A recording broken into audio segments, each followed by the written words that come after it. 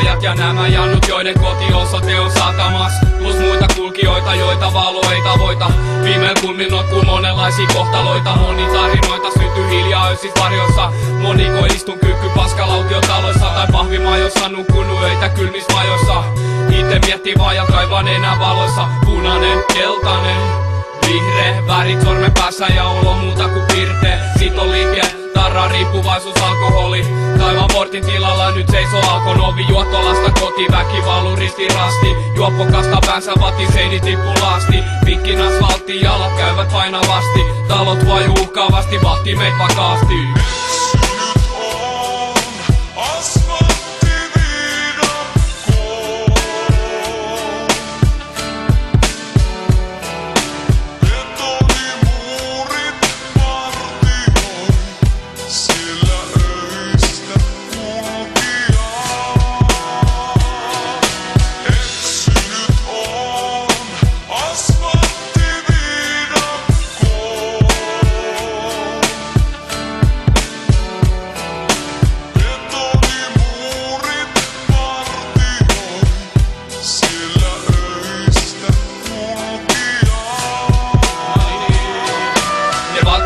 Varastaa ja kengät lähtee jalastas. Jos otat huili ulkoon vielä ku aamu sarasta.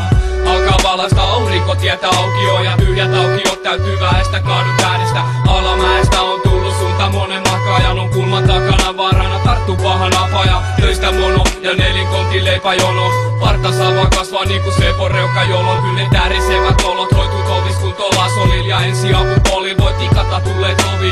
Elämä kolhi mut ruikutukset siksi etänä. On kyllä pimeänä enää vai liikellä nämä. Yön eläjät, urbaanit keräjät ja jotain harvoin. Vaeltavi varjoi eksynyt keskelle sokkelo. Oma elo, verhot kiinni pimeet meno. On aina hereille ettei joudu poistuu niinku leno.